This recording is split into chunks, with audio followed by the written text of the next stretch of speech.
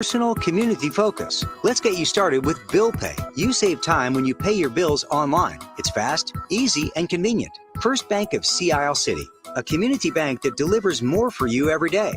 Personal service, today's technology, from the people who truly care.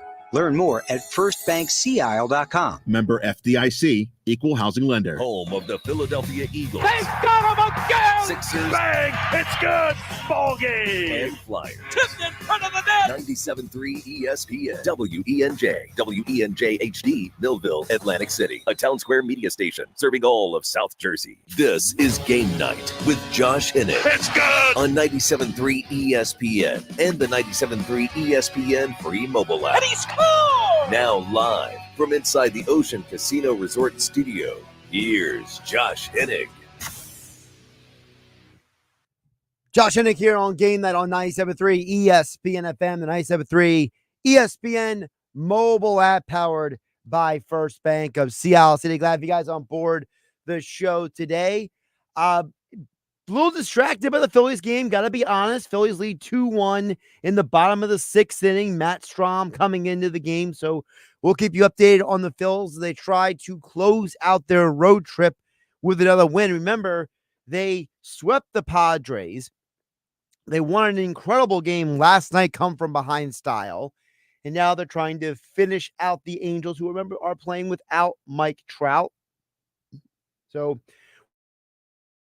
keep you updated on the Phillies today. Plus, it's an amazing night for Philadelphia sports last night. Phillies come from behind win. Sixers come from behind win. We got to get to all that and more here on 97.3 ESPN. Coming up in less than 20 minutes from now, Dave Weinberg joins us for a Weinberg Wednesday here on 97.3 ESPN. Plus, we will get you the latest on this week's Seize the Deal, which you can get starting this Friday at 9 a.m. Of course, Seize the Deal each and every week. Great opportunities for you guys to get gift certificates. This one is for Bright Spot Cafe in Sea Isle City. We'll have my conversation with the owner, Tommy Brower, coming up in about 40 minutes from now. As always, you guys can join the conversation at 609-403-0973. Your DMs into the 97.3 ESPN mobile app powered by First Bank of Sea Isle City. I am still spinning from that Sixers game last night. So I got to get it, out of my system here, because there's so much about that game for me last night, because when you're watching a game like that, you go through these range of emotions. I remember telling people throughout the game, because I text with people. Well, at least you text people who actually text me back as much as I can throughout the game. But, last night I kept saying this game is wild. This game is nuts. This game is just up and down roller coaster ride. And there was a point in time where I think I kind of resigned myself to the idea that they were going to lose the game. And that moment was in the third quarter. The third quarter of that game, I was sitting there and watching the game, and all I could think of was, they're going to lose this game. The season is over. We're going to start talking about the offseason tomorrow. That's where my mind was in the third quarter last night. And it was, at least for me, and maybe you guys tell me what your moment was last night, because I feel like everybody had a moment last night where they thought they were going to lose the game. For me, the moment was when the Knicks kind of started going on a bit of a run, right? And I remember sitting here thinking, man, the Sixers are going to find a way to lose this game. And I was getting so annoyed and so frustrated. It was after the Dante DiVincenzo 3, and the Sixers called a timeout. Because I remember thinking, man, it really felt like that was a moment buster, right? That was a killer. Now, I know that the Sixers went on to go back and forth the rest of the quarter, but the DiVincenzo 3, when they went up 65 what was it, 65-61, I believe it was, really kind of felt like that was a moment that it took a while for me to get out of, because the Sixers ended the third quarter only down by 1. But that down by 1 felt like a lot more because of the Joel Embiid turnovers, because of just the plethora of missed opportunities, right? It was the fact that, it felt like every time the Sixers got a score or got a bucket or got a big moment, the Knicks kept responding with a big bucket or a big moment of their own. And so, for me at least, I had resigned myself in the third quarter to the idea that they're probably going to lose this game. But again, we know that a basketball game is really not decided until mid to late fourth quarter in the NBA playoffs. Most of the time, at least. And I know a lot of people look at the Maxey 3 as the moment that the Sixers were back. It was the moment where the Sixers were brought back into that game. But there was another moment earlier in the third quarter that started making me think, oh, wait a minute. They have a chance. That moment was when the Sixers were down and Maxey made the floater to cut the lead to 3. Because before that, Anunoby had that dunk. Before that, Brunson made those 2 free throws. You started feeling like, okay. Like I said, it was the mid-third quarter to, I want to say, about a minute 39, a minute 30 in the fourth quarter. I had already mentally and emotionally resigned myself to the loss. And then Maxey had the floater. And then there was something else that happened. The Josh Hart missed free throw. When he missed that free throw, he started sitting up in your chair a little higher. You're like, wait a minute, I might be able to tie this game. After the Maxey floater, you thought they might be able to tie this game. Maxey had not one, but two massive 3-pointers in the game. It was the moment that we have all, as Sixer fans, have been waiting for. We all knew that Maxey was capable of this. We all knew that Maxey was a growing, budgeting superstar just waiting to happen. I have been telling you guys for the last year plus that I would never trade Tyrese Maxey for him. I was one of the few people who said that I wouldn't trade him for Dame Lillard or anyone else. And last night was the game that people like myself saw coming. But that moment, those moments, Maxey with the 3, Maxey with the second 3 to tie the game and send it to overtime, as well in overtime. Maxey had a historic night last night, but he had to step back in the overtime. There were so many moments, Maxey getting the big assist to Oubre out front for the dunk, but all that might not have happened if Maxey didn't have a little bit of encouragement. Maxey last night post-game explaining what happened for him, because he just missed those free throws in the fourth quarter and he could have kept his head down and somebody helped him out. Take a listen. I just missed those 3 free throws, man. I'm going to give a quick shout out to Buddy Hield because I was on the bench and I was really upset. I was really upset with myself. I missed 3 free throws, turned the ball over, and Buddy Hield just kind of grabbed me and said, listen, dude, you know what you can do. Go out there and make up for it. And I really do appreciate Buddy for that, man. I know it's going to go unnoticed, but it was big time for him. That might have been the moment that changed the entire Sixers season. Free throws. And somebody grabbing Maxey, Buddy Hield, of all people. Buddy Hield, the most unproductive player in this series, arguably.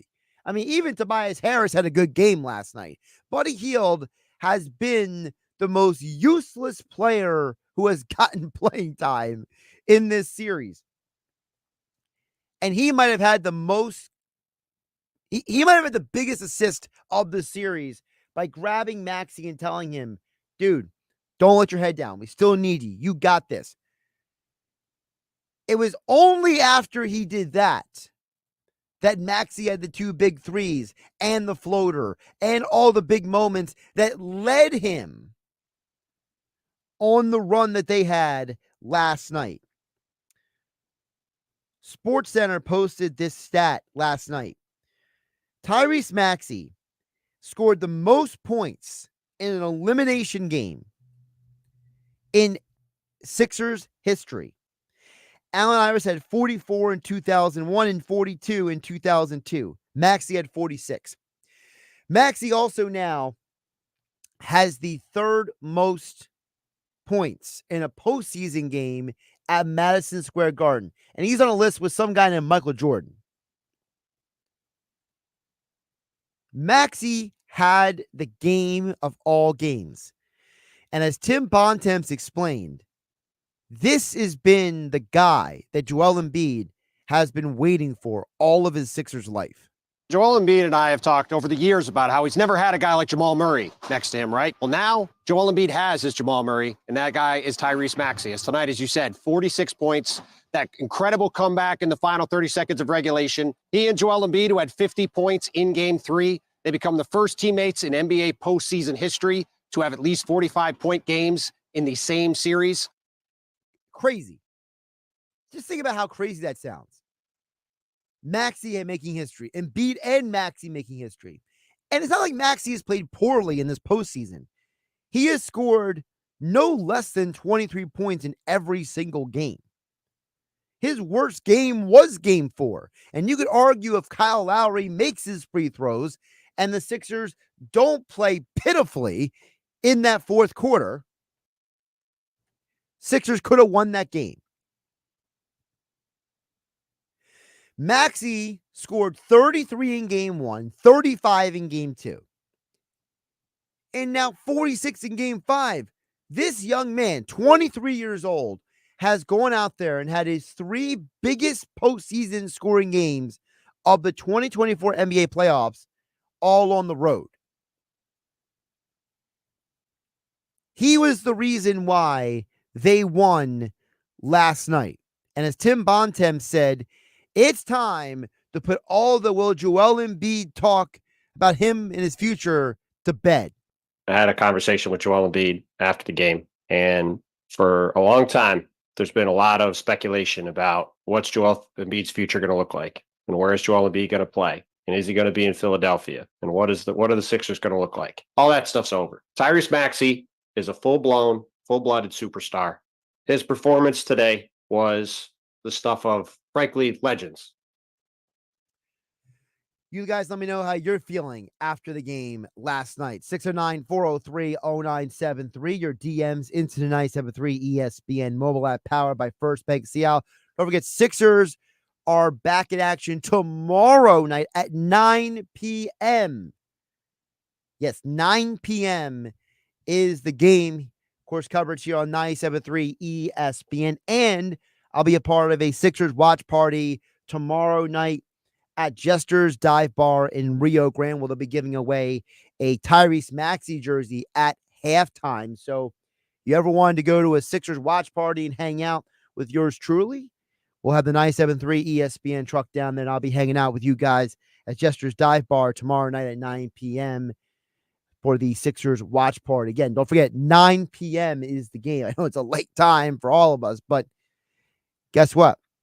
Sixers, it's the reason why to stay up late, right? Mike and Marmora is our first texter coming in at 609-403-0973. Says, Josh, I thought the game was over before it started, mainly because of Embiid's attitude. I understand he's battling through a lot and appreciate that, but when I hear excuses of fan blaming, I'm out personally. He's consistently inconsistent, unreliable, blaming crowd noise. I still don't think he has it. That's from Mike and Marmora. Well, Mike and Marmora, I understand where you're coming from, but I think that you're, again, as you said, for you are out. And you're saying, you're right. He is consistently inconsistent. But I don't I don't think that the perception of Joel Embiid's attitude, I think, is unfair because here's the reality. We want our athletes to be honest, Mike Marmol. We want them to be open and honest and upfront. And you know what Joel Embiid did? He told you how he felt. He told you what he was thinking. He gave you his raw emotions, and now we're judging him on it. Whereas we'd also judge him if he would give out all the regular, you play to win the game, we got to do better. We criticize him for that too. So I think Mike Marmora, it's a little unfair the way we judge athletes because we treat them like they're supposed to be robots sometimes. I don't think that's fair. I think sometimes we need to let these guys be human beings. We need to let them be who they are. And if that's how Joel Embiid feels, that's how he feels. He's a little bit right, though. There's no reason why Knicks fans should be invading the Wells Fargo Center. I don't care how much tickets are. At some point, look, I know people who told me that they have Sixers season tickets, and they made sure that they sold them and got them to Sixer fans. Now you saw the news today reported by Keith Pompey, the Philadelphia Inquirer, and by John Clark of NBC Sports Philadelphia that Michael Rubin of Fanatics and Sixers owner Josh Harris personally have bought up 2,000 tickets in order to get them to Sixer fans. You know, I think Joel Embiid was not wrong in making that complaint. Listen, you're right. Joel Embiid needs to be more of a leader, okay? And there are other Philly athletes who wouldn't have said what he said, but he did say it. And I think we need to judge Joel Embiid for who he is and maybe not who we want him to be. Anthony in Atlantic City chimes in at 609-403-0970 says, all this is good and dandy, but please address the dirty plays Embiid had in this series. That's from Anthony Atlantic City. Well, okay. I don't think the Mitchell Robinson play was dirty. Okay. And here's why. I think Joel Embiid was having a bit of a PTSD reaction because Joel Embiid was laying on the ground and I think he saw a big person standing over him. And I think he had an anxiety moment, whether he wants to admit it or not. I think his reaction was a defensive reaction to get somebody away from his leg and stepping on his knee again. I don't think the Mitchell Robinson that was a dirty thing at all. I think people in the New York market have hyper read into that. I don't think Joel Embiid is a dirty player. I think Joel Embiid has made some plays that have been reactions to him not wanting to get hurt again in one way. And I think in some other ways, it's just playoff basketball. I think that we as a society are too hypersensitive to some of these guys. I think at some point we got to stop acting like basketball players are they dirty or are they not dirty, Anthony Atlantic City. I think we got to just say, hey, Joel Embiid is playing with a migraine headache, easy for me to say, Bell's palsy, and a not even fully healthy knee. At what point are we just going to just treat Joel Embiid as an injured individual who's just trying to do his best on the court? Now, do we criticize him for the 9 turnovers? Yes, we should criticize him because I think at least half of those turnovers could have been avoided. Do we criticize him for a plethora of issues he's done in this series? Yes, absolutely. But I am personally not going to call him a dirty player or the dirty plays because I think that some of those plays are just reactions in the moment. I don't think, to me, a dirty play is premeditated, right? To me, a dirty play is, like Kurt Rambis getting clotheslined in the NBA Finals, right? Like that's what I think of when I think of a dirty play. I think of a guy who's overtly trying to hurt somebody. I don't think Joel Embiid is trying to overtly hurt anyway. How about Mitchell Robinson not being called with a flagrant foul last night? You think that was a dirty play? I think so, but the league didn't call it because the league apparently, the replay officials need to all be fired, in my opinion. All right, quick timeout.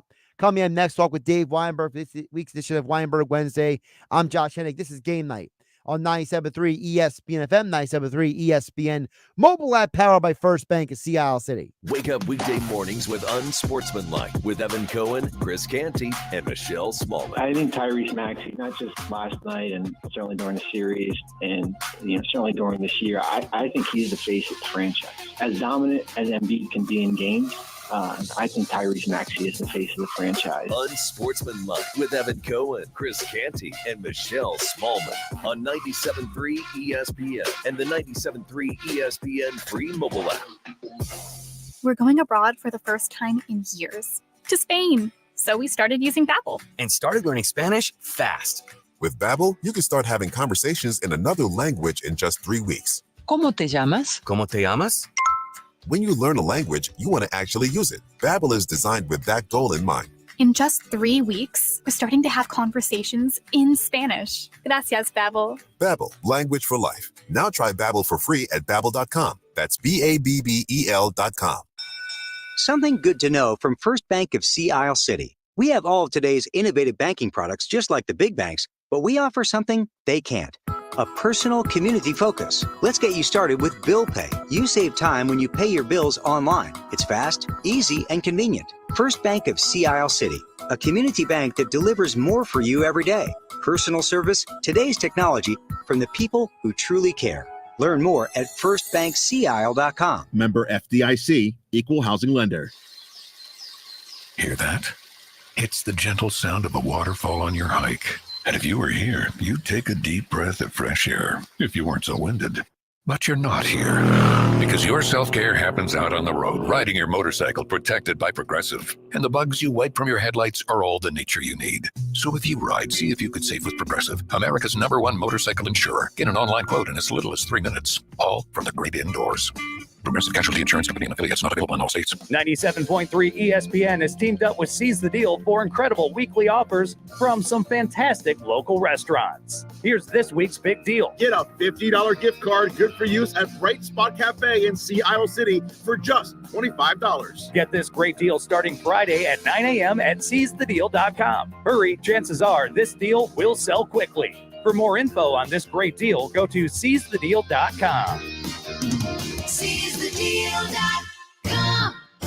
This is Game Night with Josh Hennig on 97.3 ESPN and the 97.3 ESPN free mobile app. We'll get back to text just a little bit, 609-403-0973, and your DMs into 97.3 ESPN mobile app powered by First Bank of Sea Isle. Right now, Phillies still lead 2-1, bottom of the 7th innings. Phillies trying to hang on to win the series against the Angels. I'm laughing because there's a guy they just showed in the crowd. He looks like he's trying to do what Jimmy Rollins did last night, and he failed miserably. For those who didn't see the Phillies game last night, Jimmy Rollins figured out where the camera was in the stadium and looked right into the camera and waved right at it. And it was pretty cool. Whereas there was a guy on TV trying to do the same thing, and he just failed miserably. So, he ain't Jimmy Rollins. Dave Weinberg joins me for a Weinberg Wednesday here on 97.3. Dave, how you doing today? Doing well, Josh. How are you? Doing pretty good. So, you and I talked on Friday, not our usual time slot, but, we had referred to the Eagles in the 2002 draft as defense. And you and I mentioned on Friday about how, hey, it would be cool if they did the same thing. And they did. They drafted more defensive backs. When we talked on Friday with Quinyon Mitchell, then they go out and get Cooper DeJean. Then they go out and get Jalix Hunt. Then they go out and get Jeremiah Trotter Jr. It seems like Howie Roseman pretty much took the idea that they were going to replicate 2002 almost a little too seriously. Yeah, almost. Like we talked about before, they had Lito Shepherd, Michael Lewis, Sheldon Brown, all in that 2002 draft. And yeah, they came pretty close to matching that this past weekend. Yeah, it's kind of refreshing to see. I think Howie kind of realized that his offense is pretty much set with talent, and so it was time to address some needs on defense. And unfortunately for them, that the players that they were really interested were available. I had read and heard, Dave, from a lot of people. And you know how it is as someone who used to cover the beat on a daily basis that, when you cover the beat, you hear a lot of stuff, right? And sure, a lot of the guys on the beat have basically put out there that the first 3 picks were Vic Fangio picks, basically confirming what you and I talked about last Friday, that Mitchell in the first round, trading up to get DeJean in the second, and then getting Jalix Hunt, the pass rushing prospect, in the third. Those are all guys that he wanted. For someone like you who covered the Eagles for as long as you did, what does that say to you that the defensive coordinator is basically pointing in how he is picking? Yeah, I mean that says that the Vic Fangio carries a lot of sway with the administration, with the personnel guys, and Ultimately they were Howie's picks, but there's no doubt that Vic had a heavy influence in that. And I'm not so quite sure about Jadix Hunt. I honestly don't know anything about him. I don't know if he can play or not, but I don't know if it was he. I guess he's one of those guys that you wanted to take a shot on, like kind of like they did a couple years ago with Sidney Jones. Yeah. To a lesser extent, I guess, but yeah, I guess Vic must have thought he saw enough in the guy to warrant that third round pick. So it's gonna be interesting to see if they all pan out. Well, the stories, I should say, multiple that I've heard and read is that apparently, so they view Hunt as a project, but he's a guy that his story is so weird because he was like 5'5" in high school, and then his senior year he grew to like 6 foot. Wow. And then while in college, he went from 6 foot to 6'4". So, he's one of these guys. Do we call that a late bloomer? I know it's more than blooming at that point, but that's why he converted from, he was a safety at Cornell and then became a pass rusher at Houston Christian, which apparently used to be Houston Baptist, but okay. All right. Yeah. They used to be a pretty good basketball school, if I remember right. It used to be a pretty good basketball school. They're also the school that birthed that Bailey Zappi, that guy. Oh, okay. Yep. Quarterback. Yep. Yeah. But the thing with Hunt is apparently he's one of these like raw prospect guys, and I guess the Eagles organization look at Fangio, look at Stoutland at this point. They're just like, hey, you're an old guy who develops players, so why not? Yeah. I mean, the third round's kind of like it's kind of a high round to take a chance on a player, on a prospect. I mean, I would think you probably want a guy that more likely more apt to get a guy who's going to make an immediate contribution. But for whatever reason, they must really like the guy's potential. So I guess that's why they did what they did. What were your, there were a lot of Eagle fans who were mad after day 2, Dave. I saw a lot of social media. You should have drafted Trotter Jr., blah, blah, blah. Well, they got him, Dave. They got him 2 rounds later. So the Eagles still got the guy that the Eagle fans wanted. Just Howie and the Eagles were patient enough to not get him in the 3rd round. Yeah. I mean, it seemed like all the mock drafts and everything, and all the so-called experts had him pegged much higher. But to their credit, the Eagles kind of knew where he was going to be slotted. Kind of played the waiting game. Stayed patient, and he was there. I mean, I kind of feel for the guy a little bit, only because there's going to be such immense pressure on him because of his dad.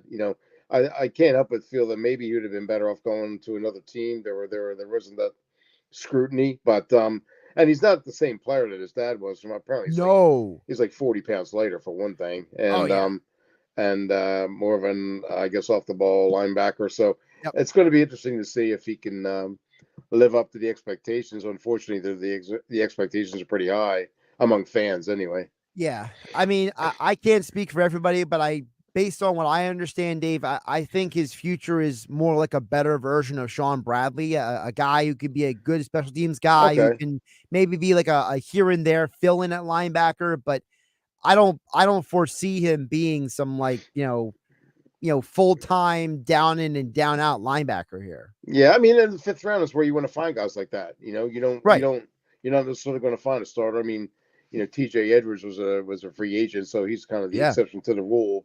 And the Eagles kind of hit on some of those guys too in the past. But yeah, that's probably about, in terms of his expectations and his talent level, he's probably got drafted where he should be. Talk with Dave Weinberg. Yeah, absolutely. Talk with Dave Weinberg for a Weinberg Wednesday here on 97.3 ESPN at Dave Weinberg 19 on Twitter. Extra point columns at 97.3 ESPN.com. And Dave, before we move on from the NFL stuff, I got to ask you, you and I talked about Max Melton multiple times over the years, and the Eagles were sitting there. They could have drafted him, and they took DeJean instead, and Melton went a couple picks later to the Cardinals. What were your thoughts on Melton getting drafted?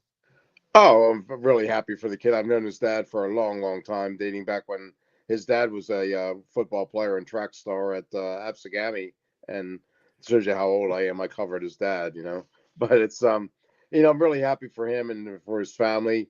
Great opportunity for he's always been highly regarded, and he kind of like rose up the draft boards as the offseason process went along, and I'm glad to see him get the chance in Arizona. I mean, I think the Eagles made the right move by getting DeJean. I mean, you can't pass up a guy with that kind of versatility and potential impact. But I'm really happy that Max is getting a chance, and I'm sure he'll flourish in the desert with the Cardinals. I mean, Dave, you could make the argument. I'm not saying this is going to happen, but I'm just saying you can make the argument he landed in a good situation because, Slay and Bradbury had two of their best years with John Gannon as their coach, right? And when Gannon was the defensive backs coach and with the Colts, all their cornerbacks had their best years, including now current Eagle Isaiah Rodgers. So it's possible that he might have landed in the perfect spot. Yeah, so I never thought of it that way, but you're right. Yeah, I mean, he's going to.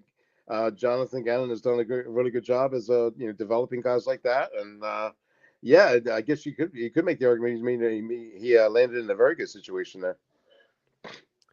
I mean, again, I think no matter what though, he's going to be a really good pro. I think that the one thing that a lot of people who have covered him have talked about is he's a born leader, and that he's a guy who has a maturity and a leadership to the game. And I think that is something that seems to always translate at the pro level, as a guy who, has that seriousness, shall we call it, about his job. Yeah, he gets that from his family. I think Bo was kind of the same way, the Packers wide receiver, his older brother, and his dad certainly, and his mom, who played basketball for Rutgers. He's kind of been groomed for this. And I'm not surprised at all that he's so highly regarded by people. I wonder if we can get a Bo versus Max game at some point in the NFL. That'd be that'd be cool, huh? I mean, because look at the Kelseys, they'll never see each other on the field. You know what I mean? They both play offense. Although they very rarely do brothers actually get to play each other in the NFL. Like we know about families, but I mean, this is a literal matchup that could happen. I think the Long brothers might have done it. Kyle Long and Howie. I don't know, but Kyle was more of an interior offensive lineman, I think, right? Yeah, Kyle was a guard. Chris was a D end. Edge, with the Eagles, partly, I know Chris told a story that apparently there was like an inter squad, one of those inter squad deals where they faced off, and really? Yeah, the way Chris described it, Kyle out muscled him and almost started a fight in camp. So, which I could totally see happening. The old, I fought with my brothers all the time. Yeah. Dave, I wanted to ask you about the Phillies because, obviously they're playing right now. That's still Phillies leading 2-1 in the bottom of the 8th inning. How about Alec Boehm? I mean, the dude had a historic month. I mean, the most RBI ever for a Philly in the month of April. And he's batting over 300. He's having this amazing season. And it's like, think about how far this guy has come when he said a couple of years ago, bleep this place, right? And now he's one of the best hitting third basemen in baseball. Yeah, I mean, it's nice to see. I mean, I kind of thought last year that he was might have been their best player overall. He's just so consistent, not only playing third, but also first base in a pinch, and always making contact as a hitter. And yet to see him, he's really coming into his own, and as a true all-star at least. And then he might turn out to be really something special. And you're right. I mean, he got off to a rough start here. I guess it's just a matter of getting used to playing in Philadelphia, getting used to the fans and the culture and that kind of stuff. But he seems to have really embraced it now. Speaking of hot starts, how about Spencer Turnbull? Another good start last night. The guy's pitching great. So if Dave Weinberg was to make the decision, what would you do to the Phillies rotation? Because Walker had a good start on Sunday. Not great, but a good start. Turnbull has been blazing hot. What would you do with the rotation? Gosh, it's really tough because they're all pitching fairly well. I guess you go 5 deep, right? So it's Wheeler, Nola, Suarez. Then what do you do? Yeah. Sanchez has been pretty good too. Gosh, I don't know. I mean, Turnbull certainly deserves a spot, I think, the way he's been pitching. I mean, I think he's earned the right to be there. What you do with the next spot, though, I'm not really sure I don't know which way I would go. How about you? I mean, if I had to stick with the 5-man, I would personally put Sanchez in the bullpen just because I think that you just keep pitching Turnbull until he can't anymore, kind of thing. You gotta you got to ride the guy who's gotten you this far because Walker did pitch well in the one start. So, you got to let him at least give you a reason to take him out. You know what I mean? I look at Sanchez and I do see some flaws in his game as a starter. I think that there is still some elements to his, but here's the problem with Sanchez. He's a lefty and the bullpen already has 200 left-handers in there. Yeah, So, they get a lot. They do. Yeah. Does Turnbull get sent to the bullpen because he's a right-hander? Like I feel like that's like a really unfair way of looking at it. Yeah, I don't know if I would do that. I think it's just the guy who deserves to be there. I don't think you can send Turnbull just because he's a right-hander to the pen. I wouldn't do it anyway. I mean, like, for example, Alvarado's in this game in the 8th inning. I hate this. I hate Alvarado in the 8th inning of a game. I want him in the 9th. Like I want my guy throwing smoke in the 9th. I don't want, no offense to Jeff Hoffman, but like he feels like one of those, like, remember in the 90s when like every team had like a closer, right? Like back in the 90s, like every team was like not every closer though was like a great closer. You know what I mean? Like, not every team had a John Wetland or a Trevor Hoffman or a Mariano Rivera. You had teams that had like Jeff Shaw, and it was like, guys like that. Like, I feel like that's what Jeff Hoffman is. Like they're trying to pigeonhole Hoffman into this closing role. And it's like, I'm getting flashbacks to the 90s when it was like, hey, we're the Reds and we got Jeff Shaw as our closer. I'm just like, great. Yeah, I think I'd go Alvarado. I'm with you. I think he'd be my 9th inning guy. I'm with you. I mean, Kirkering didn't look too good in the one game he came in the other day. Was he on the team in the beginning of the year? Kirkering? Yeah. No, he was rehabbing from that weird injury he sustained. Oh, okay, all right. Because I don't remember seeing him at the beginning of the year, and he pitched pretty well last year, I guess. Well, right? he was supposed to start the year on the 25 or 26 man roster. They should actually have it now, but he had that weird injury, that weird strain he sustained in spring training, and he didn't come up immediately. So, by the way, how about Kyle Schwarber? Amazing catch in left field. I mean, the guy hasn't played left field all year. He just had a great sliding catch to save a run there. So, no, things are going their way when he actually makes a play. Yeah, well, I mean, he almost fell over himself too, a little uncoordinated, but hey, Yeah, that's all right. I made the joke earlier, Dave, because he's playing left field today, so I'm DHing. I said, "Oh, Schwarber's getting exercise today." Who's the DH? Trey Turner. Really? Who's playing short? Sosa. Huh? That's kind of odd lineup. Yeah, they got Sosa and Merrifield in the middle of the infield today because they had a left-handed starter, so no Stott. Oh, okay. Huh. Yeah, no Stott, no Marsh today. So I guess because Turner made an error yesterday, maybe they're penalizing him. I guess that's the theory. Okay.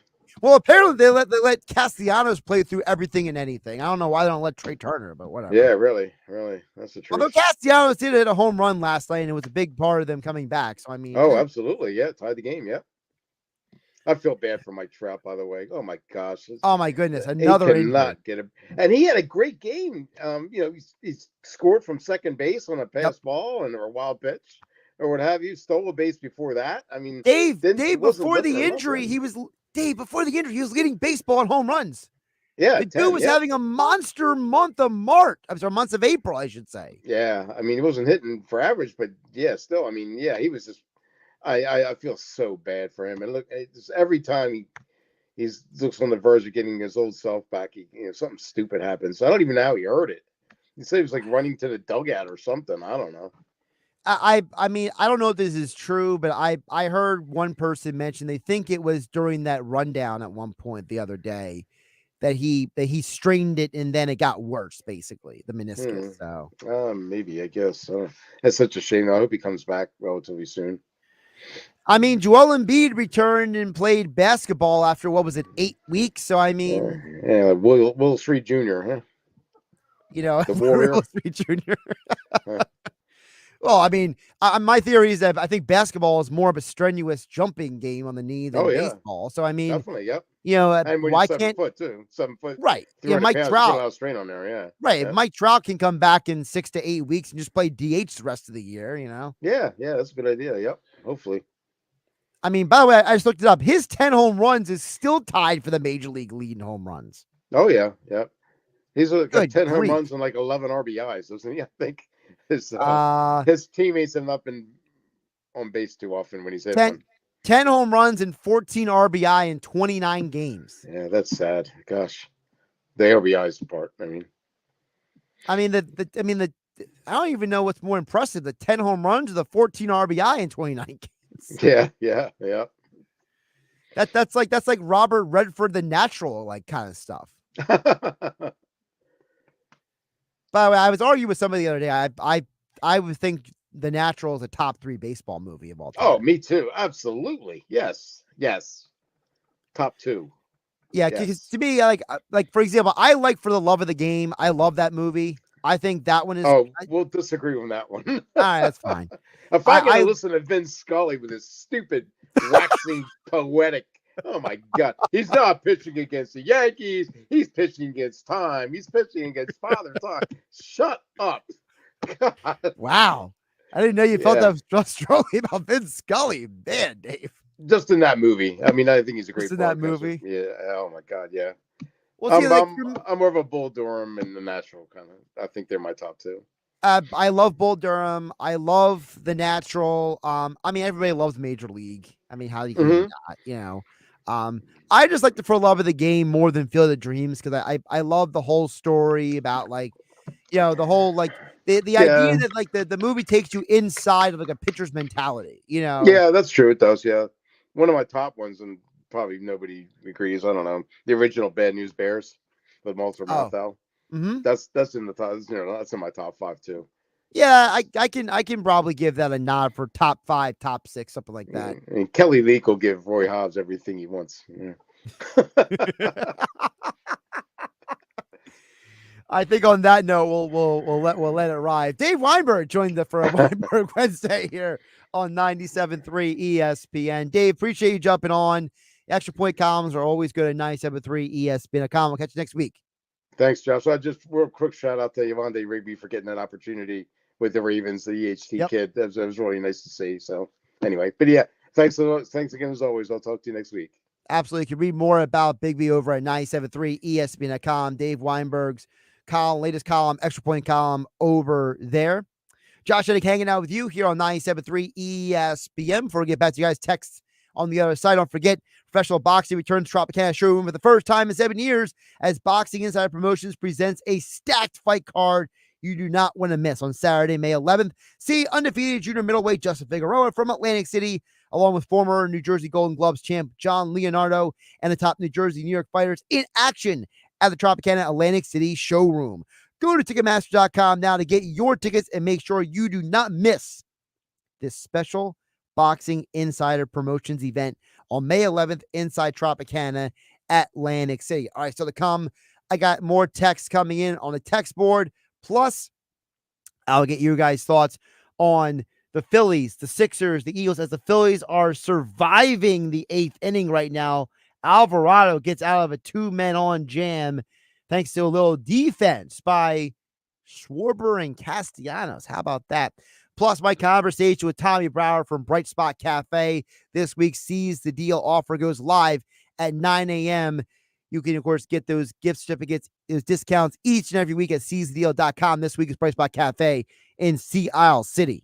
It's Sixers Knicks. Game 6 tomorrow night on 97.3 ESPN with the voice of the Sixers, Tom McGinnis, calling all the exciting play-by-play action. Season on the line. Maxey's got the ball. Looking to go to overtime. Maxey for a 3 straight away. It's good. 8 seconds to go. He made it. It's Sixers playoff basketball. Season on the line. You know, we fought 52 minutes. Never gave up. On South Jersey's official home for the 76ers. 97.3 ESPN. Coverage begins at 9 p.m. Cashback is not available on gas in New Jersey and Wisconsin. Hey, good morning. You're heading to the airport, right? Yep. Thanks for checking. I like the car. How long have you been a rideshare driver? About 3 years now. I really enjoy it. Isn't it hard to make money these days with the price of gas being so high? Not for me. I use Upside, the free app that gives you cash back for every gallon of gas you buy. Wait a minute. Are you saying you actually get real money back when you get gas with the Upside app? Yep, I get real cash back every time I get gas. Does that actually add up to anything? I'll make around $200 to $300. Wow, that's serious extra cash. I'm downloading the Upside app now. Download Download the free Upside app now to earn real cash back every time you buy gas. Use promo code GEAR for an extra 25 cents a gallon bonus on your first tank. You can cash out anytime right to your bank account, PayPal, or a gift card for Amazon and other brands. Just download the free Upside app and use promo code GEAR for a 25 cents a gallon bonus on your first tank. That's code GEAR. In business, service is everything. Cintas delivers what you need to better serve your customers. Whether it's freshly laundered work apparel for almost any job imaginable, tested and inspected fire protection systems, first aid and safety supplies, on-site AED training, or mops and restroom products, stocked and ready when you need them. Better work days happen together. So visit Cintas.com.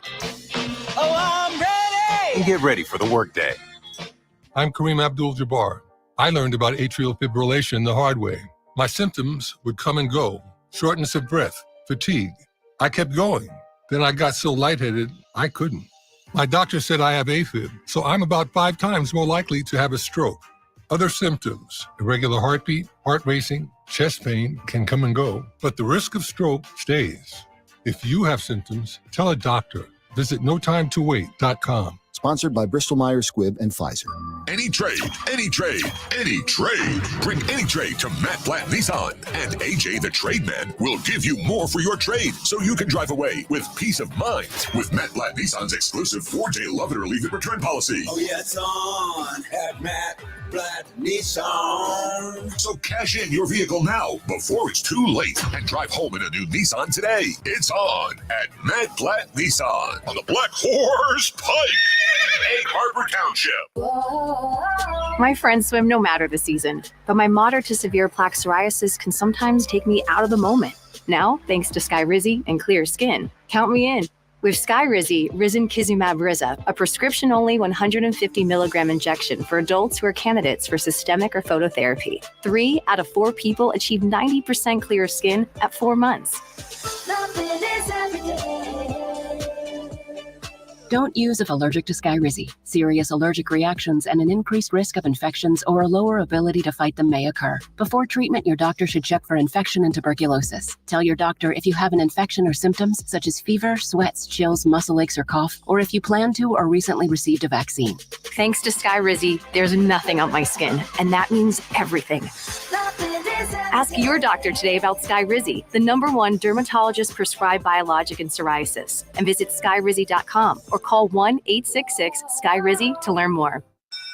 Something good to know from First Bank of Sea Isle City. We have all of today's innovative banking products just like the big banks, but we offer something they can't. A personal community focus. Let's get you started with Bill Pay. You save time when you pay your bills online. It's fast, easy, and convenient. First Bank of Sea Isle City, a community bank that delivers more for you every day. Personal service, today's technology, from the people who truly care.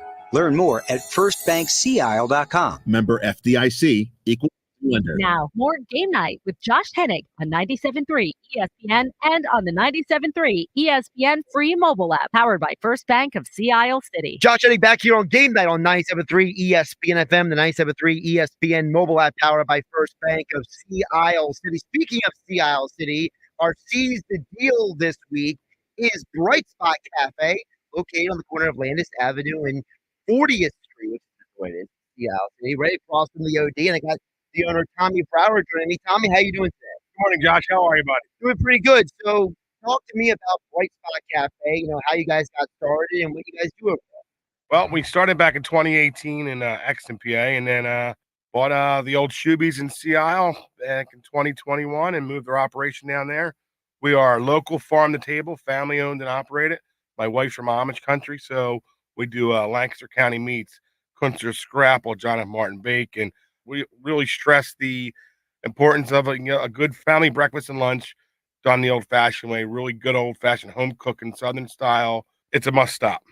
Now, one of my favorite parts, as I got to know you, Tommy, because we're friends now, full disclosure, yes, sir, is that you used to vacation in Sea Isle before you ever opened a business in Sea Isle.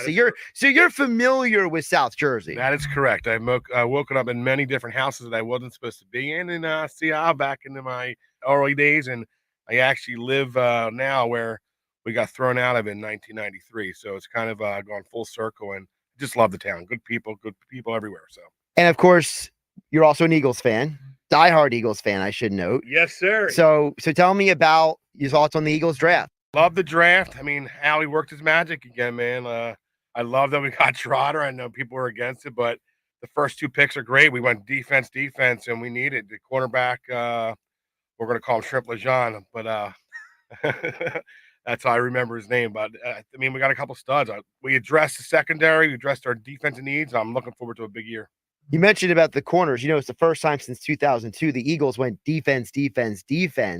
So does that give you any good vibes with the draft? Or you kind of just focus on the present with that? The offense, when they're clicking, is the best offense in the league. And, we got Saquon now, so watch out. I mean, he's going to be smiling every time he touches the ball. And that defense is shored up.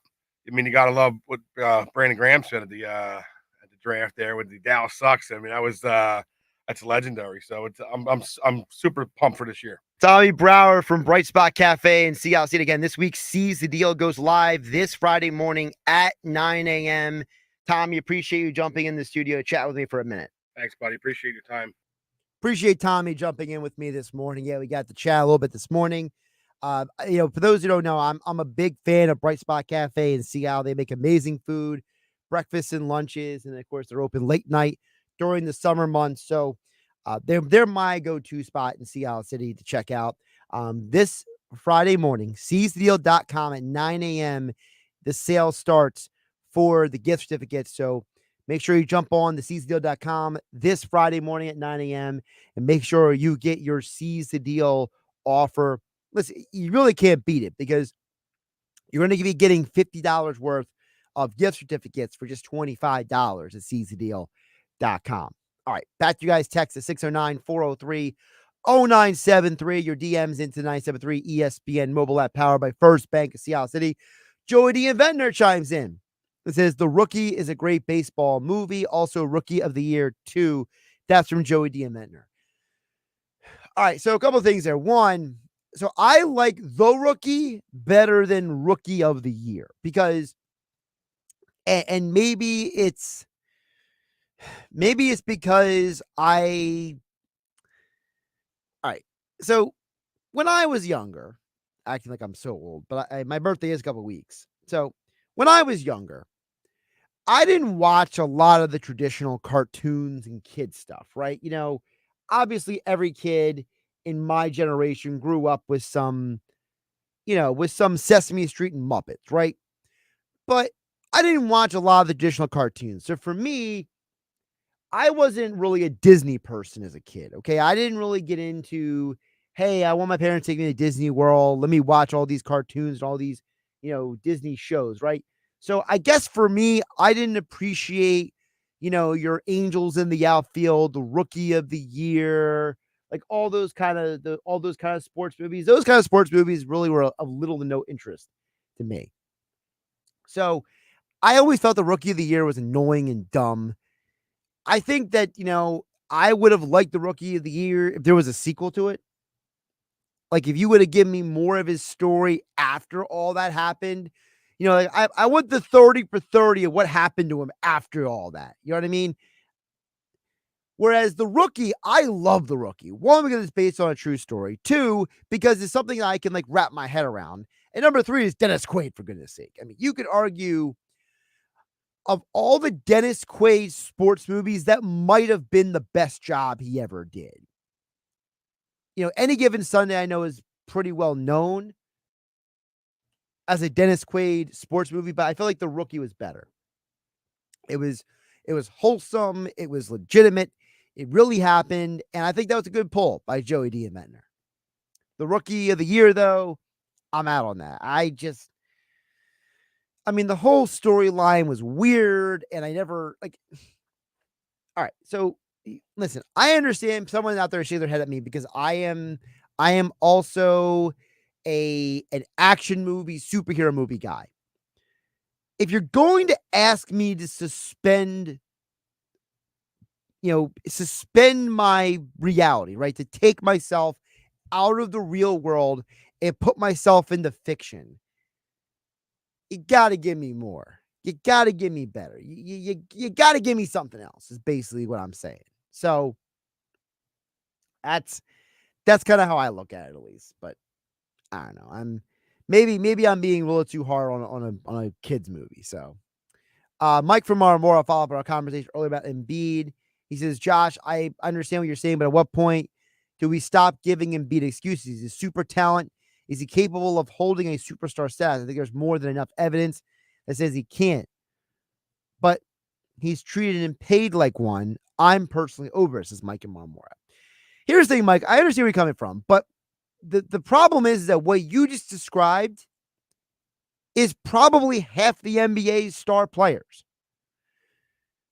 We forget because we are so hyper tuned in and tied in to our teams in this area that you look at a team like the Suns. I mean, that Athletic article looks like they're going to have to blow that team up. The Bradley Beal situation is totally a disaster. He is paid like a superstar. He hasn't played like a superstar, right? You look at a situation like what's going on in Atlanta. They're going to make a decision between Trae Young and Murray, the other guard, and both of them are high-paid players, and neither one of them have always played like superstars that you can rely on. I can make a list. Look at Randall up there with the Knicks. Would the Knicks be a different team right now if Randall's on the floor instead of being injured? Of course they would. Zion Williamson down with the New Orleans Pelicans. Who else can I throw out there? Is a guy who is paid like a superstar. Anthony Davis is never healthy except for 1 year and they won a championship. Are we just going to keep paying him because they won one championship in Los Angeles? I wouldn't personally. Kawhi Leonard can't be healthy. Sure, he won a championship with the Spurs and Raptors. But what has he done since he got to the Clippers? Pretty much nothing, right? So I think that, sure, there are guys who get injured. There are guys who get paid. There are guys who are super talents. But to me, Joel Embiid is no different than some of the other guys. Joel Embiid is still a top 5 player to see when he's healthy. So is Anthony Davis. So is Kawhi Leonard. I feel like it kind of goes with the territory. But I understand what you're saying. It's not that I'm making excuses for Embiid, but I'm just aware of who and what he is. By the way, the Phillies decided to bring in Gregory Soto for the save for the 2-1 game. No Jeff Hoffman tonight. I'm already nervous. Thanks, Dave Weinberg and Tommy Brower, for joining me on the show today. Don't forget, I will be at Jester's Dive Bar tomorrow night for the Sixers game for the watch party at 9 p.m. I'll be back here for game night tomorrow at 6 o'clock following Mike Gelman Sports Bash on 97.3 ESPN. Sunday Night Baseball on ESPN Radio. Swing and a fly ball, well hit right field. Looking up at the track, it is gone. A solo shot for Harper. The Philadelphia Phillies, the San Francisco Giants. They go head-to-head at Citizens Bank Park. It's another home run for Michael Conforto. The Giants at the Phillies on Sunday Night Baseball. Coverage begins at 6 Eastern, with first pitch at 7 Eastern. It's Phillies baseball on 97.3 ESPN.